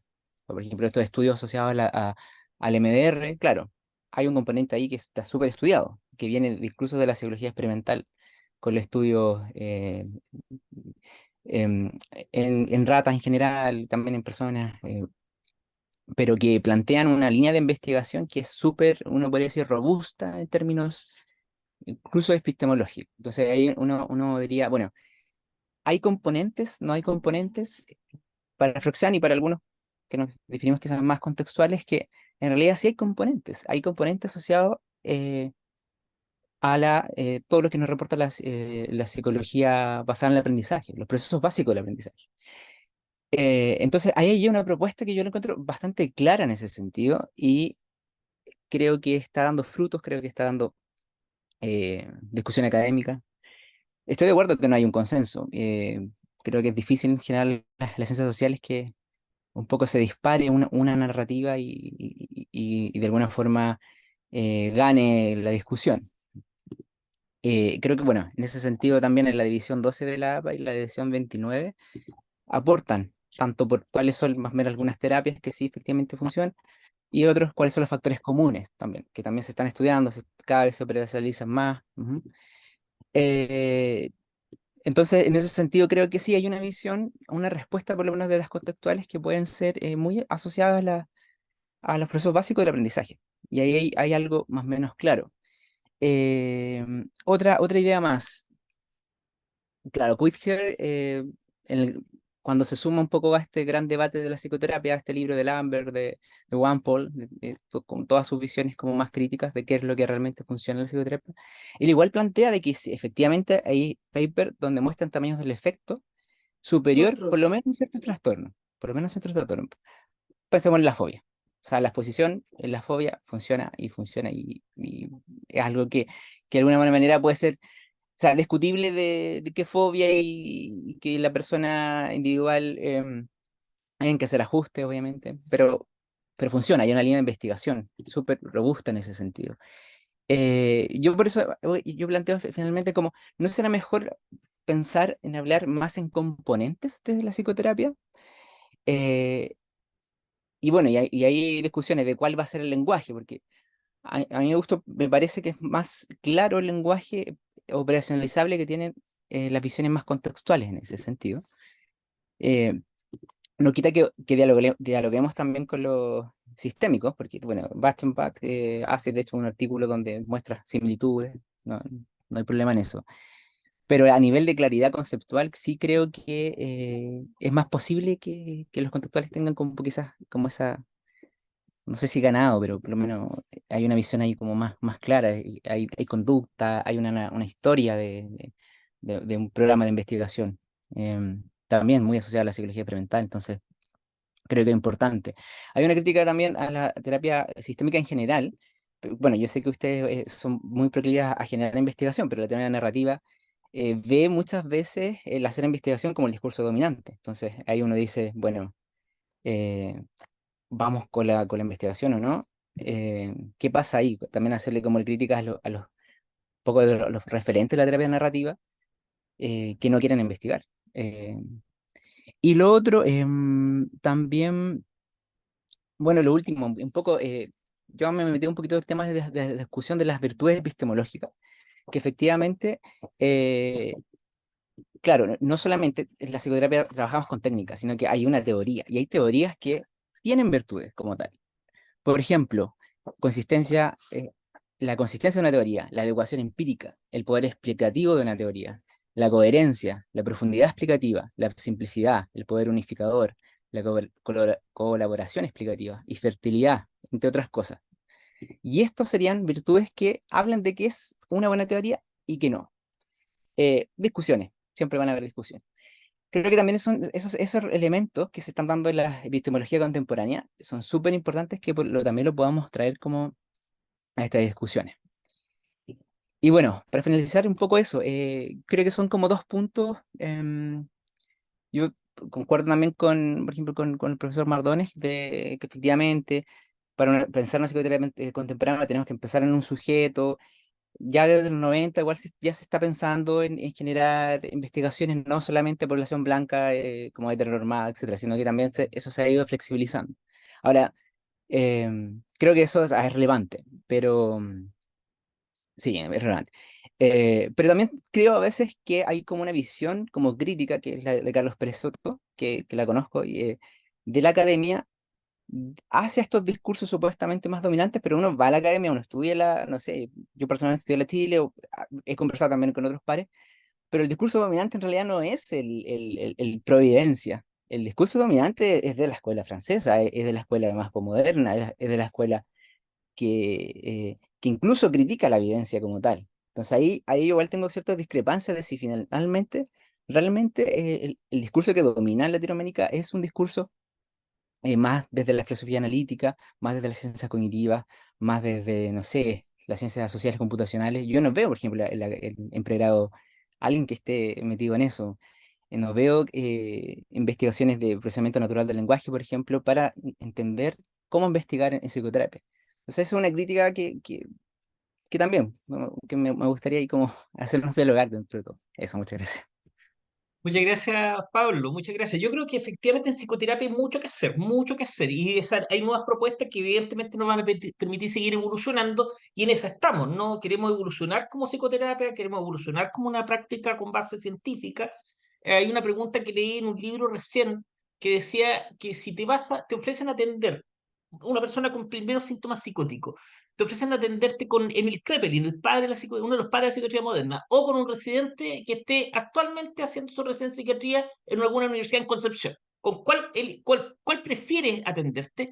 Y la verdad es que hay que tener, no sé, poco de frente para no elegir al residente, porque el residente está mucho más actualizado, sabe mucho más de biología, de medicamentos que son mucho más modernos que ocupaba Kraepelin, etcétera, ¿no? En cambio, en psicoterapia pasa lo mismo. ¿Prefieres atenderte con Roger, con Beck, ¿no? O con algún recién egresado bajo supervisión?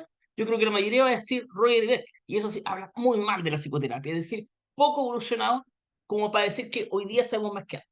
¿Ya? Por eso yo creo que es un esfuerzo importante el que tenemos que hacer para darle más profundidad y mayor valor a la psicoterapia, tal como planteamos la mayoría de los que estamos acá. ¿Ya? Gracias, Pablo. La palabra a Mauricio y vamos al sorteo. Mauricio. Buenas noches. Quería consultar, varias veces Rodrigo en otras charlas ha hecho comentarios con respecto al concepto de mente. Si podría dar cuál es su definición de mente. Alcancé a escuchar si podría dar, no entendí. Perdón, Se me disculpe. cortó. La pregunta es, ¿cuál es su definición de mente? Wow, yo a riesgo de que me caigan palos, pero yo creo que hay una confusión, ¿no? Yo creo que esa confusión proviene desde la figura del espíritu, como te das cuenta, el espíritu como una especie de dimensión humana eh, localizable, te das cuenta dónde está el espíritu, cuando cambia, ¿cierto? Esta figura de mente, hay varios procesos, ¿no? Desde los elementos más cerebrocéntricos a probablemente las ideas impuestas por Freud y lo que va a ser después todo el desarrollo de las teorías de personalidad hasta las actuales. Bueno, personal me inclino a pensar de que la mente no existe como la queremos imaginar. Yo creo que la mente en el ser humano es el lenguaje, no me refiero solo al habla, sino que a ¿cierto? Los códigos que hemos construido, transferido, articulados, que nos permiten referirnos a lo externo con mayor o menor exactitud, y por lo tanto, para mí la mente es local, es decir, la mente es nuestra matriz semántica que vamos llevando en las distintas culturas y sociedades locales, ¿no? Comprender la mente, cómo comprende un ser humano, por ejemplo, no sé, en Puerto Varas, por ejemplo, a la humanidad en general es muy diferente a cómo la puede concebir alguien en Santiago o en Nueva York. Entonces yo creo que en ese sentido para mí la mente es el lenguaje que incluye el habla, ¿cierto? Señas, la comunicación no verbal, las matemáticas, la música, el arte, todo lo que hemos logrado como construir como conceptos, perdón, como código, y los transferimos. Y fuera de eso, no observo otra figura que no sea la mente. Y cuando trabajo en clínica, ¿cierto? Si bien coincido con el Pablo de que por eso no soy terapeuta narrativo, ¿no? Y Bismarck Pinto escribió, ahí puedes ir a mirar el blog de Bismarck sobre por qué no soy terapeuta narrativo, plantea un poquito la crítica que ha señalado Pablo, te das cuenta, pero sí tiene que ver con poder elaborar en la conversación experiencias que quedan ancladas, ¿no? En el área prelingüística, si tú quieres, pero que cuando se pasa en palabra, entonces va generando procesos de cambio. Y si después tú miras toda la terapia en general, son conversaciones, las técnicas son construcciones de microconversaciones en la cual yo te, no sé, voy hablando para que te relajes, o ahora tuvimos cierto algo para que detener el pensamiento intruso, o lo que sea. Y todas las evaluaciones psicológicas incluyen lo mismo, ¿no? Ninguna lo suprime. Entonces yo creo que desde ahí, ¿cierto? Es eso, ¿ya? Muchas gracias, Rodrigo. Muchas gracias, Mauricio. Ahora sí vamos al sorteo. Le doy la palabra a Gaby para no demorarnos más. Sí, Gaby va a estar ahí, va a estar preparando todos los procesos ahí para mostrarnos a los ganadores que vamos a hacer nosotros ahora en vivo. Tenemos hoy de regalo 2 cupones de 50% de descuento para el postítulo de terapia sistémica breve. Tenemos 2 cupos para cursos online a elección y el libro Terapia Sistémica Breve para el Trauma y el libro La Adolescencia Hoy. Así que ahí estamos viendo las respuestas que se registraron, 570 respuestas, 570 inscritos. Y vamos a ir uno a uno ahí. Esos numeritos que aparecen ahí no son todavía los ganadores, los vamos a hacer ahora en vivo. Esa es solo una prueba. Así que vamos a comenzar. Gaby, ¿qué te parece con el primer cupón de 50% de descuento para el postítulo? Ya, vamos con ese.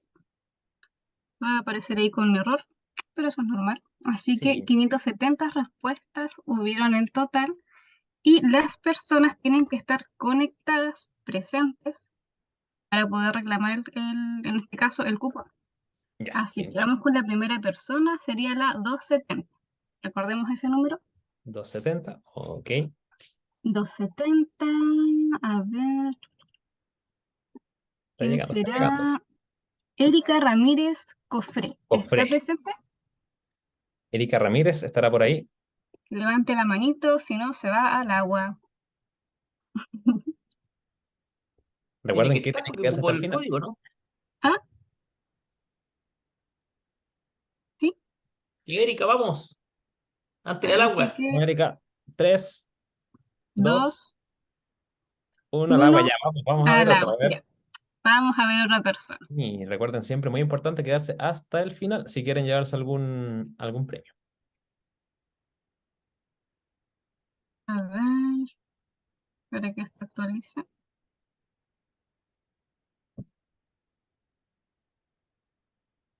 Son 570, ¿cierto? Sí. Vamos con el 70 y 472.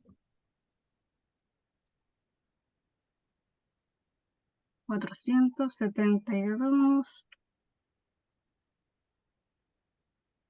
por ahí viene Tenemos a Carolina Araya Ledesma. ¿Está presente? Carolina Levante la Araya manita. Ledesma. Puede encender su micrófono. Al agua dice, Carolina, voy a ver. Carolina Araya Ledesma. Parece que no. Carolina, último llamado. Ya que estamos de aniversario, cambiemos el líquido al champán. Ya, parece que se va a ir al agua también. Carolina Araya Ledesma. No, parece que no. Vamos con el siguiente. Daniela Campos.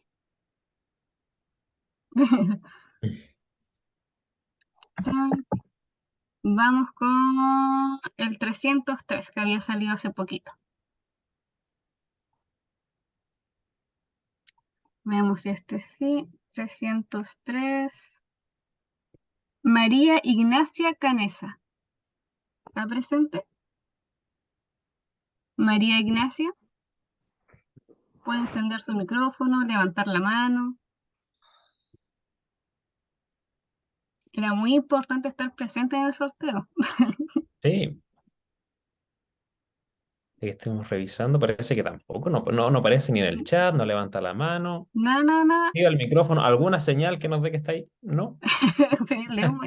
Al espumante, ¿no? Al espumante. Ya. Vamos Se con va otro. al agua entonces. Bueno, perdón, a la champán. Al espumante. Chao.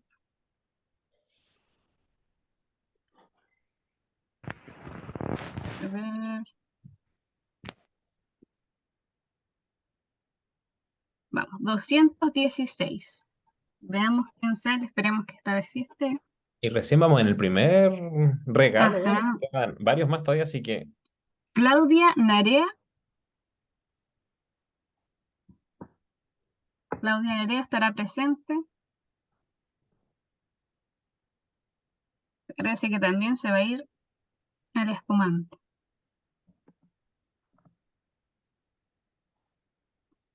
Parece que también. Claudia Narea tampoco está. Vamos ¿Por qué están a... haciendo un concurso? ¿Cómo uno levanta la mano en el caso que uno salga? puede activar su micrófono también como lo hizo Puede, ahora, así exacto. mismo, para saber que está presente también. Fernanda puede gritar, aquí. Ajá.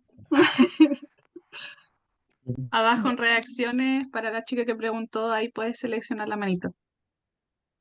Muchas gracias, Carla. Ya, vamos con el 123. 123. Sebastián Villagra Muñoz. Estoy acá. ¿Sí? Sí. Ya tiene el primer ganador Por del fin, por cupón fin, de por fin. 50% al postítulo. Súper. Gracias. Felicidades. 123, te vamos a dejar aquí marcadito. ¡Bravo! Anotemos ahí al ladito que se Muchísimas ganó ahí el gracias. 50. Con 50%. Postítulo. Ya. Va quedando un solo cupón del 50%. Y ya tenemos aquí números aleatorios nuevos. De aquí uno ya es el 123. Y vamos con el 365.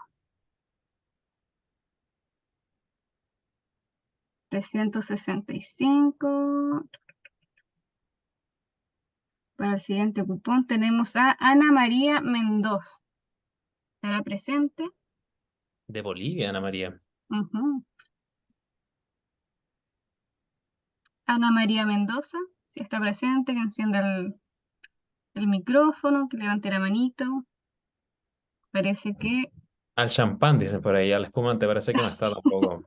parece que no. Ya, entonces vamos con el siguiente.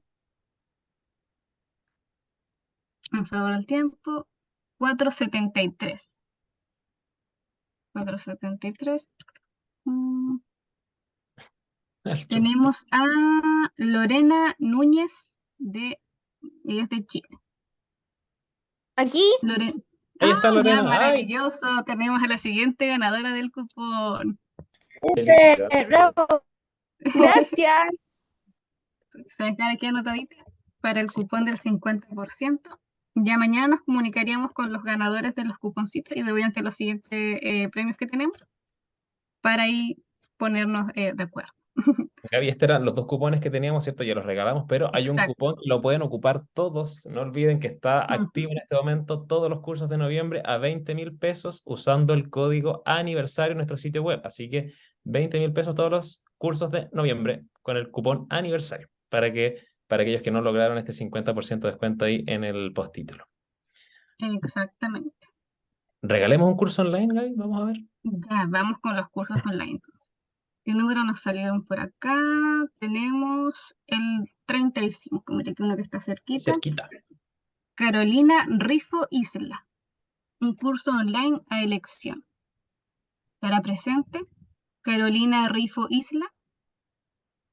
Sí, ahí está, levantó la manito, Carolina. Sí, maravilloso. Sí, súper. Muchas gracias.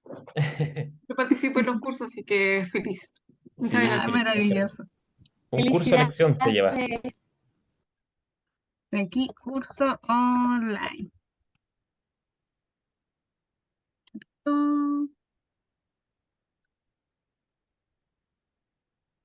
Veamos qué número nos sale ahora. 66. Para el siguiente curso online gratis. 66. María José Ascarruns. No sé si lo había pronunciado bien, lo siento. Aquí estoy. ¿Está? ¿Sí está? Gracias.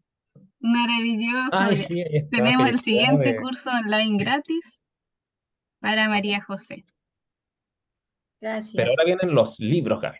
Así que ahí la gente Ajá. están ahí algunos tristes, pero vienen los libros. Importante, sí, recalcar que estos dos libros que vamos a entregar, por razones logísticas, ya que son libros físicos, los vamos a regalar a personas que residan en Chile, ¿ya? Así que ese va a ser el único filtro que vamos a hacer ahora para este siguiente sorteo, ¿cierto, Gaby?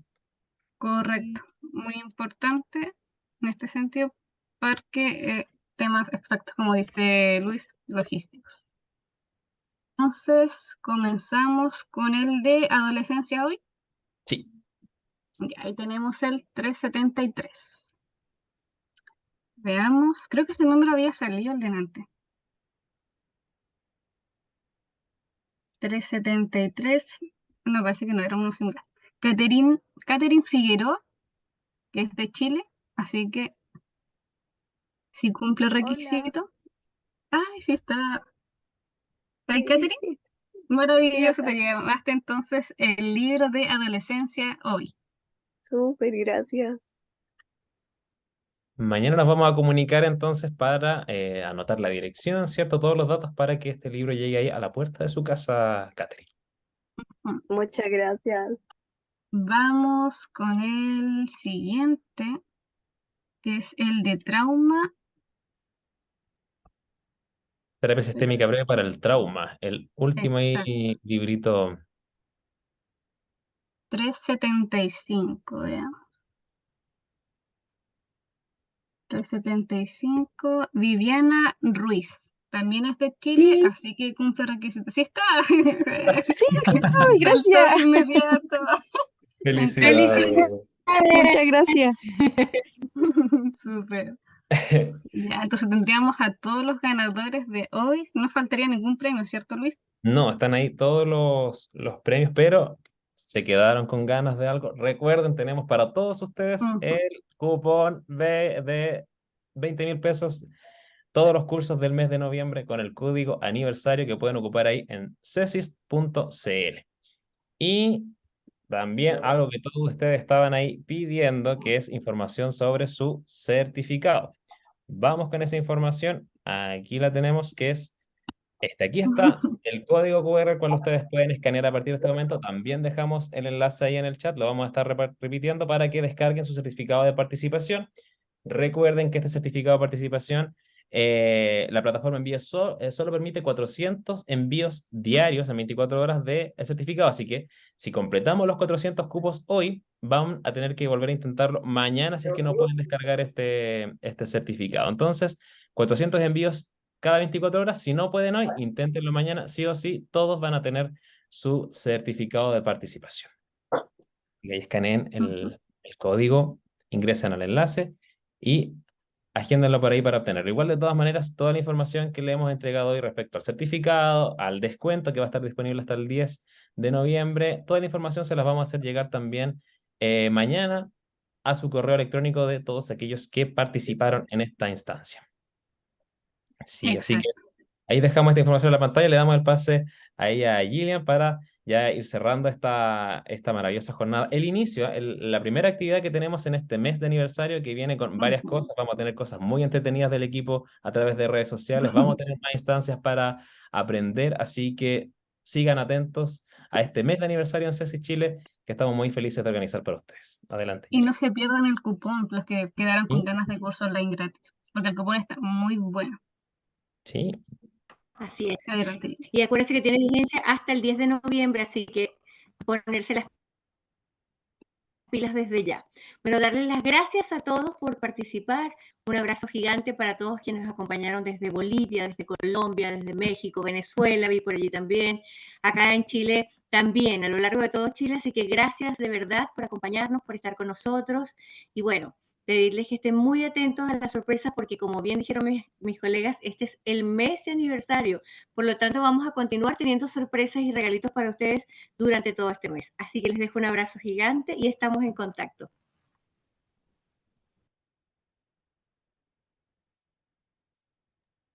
Chao, chao, Saludos a gracias todos, por que estén muy bien. acompañarnos. Gracias, buenas noches. Abrazos, a descansar, que tengan buena noche. Chao, Chao, gracias. Chao. Gracias, buenas noches. Muchas gracias. Excelente ponencia, muchas gracias. Te quiero mucho, Dani. Yo igual mi vida.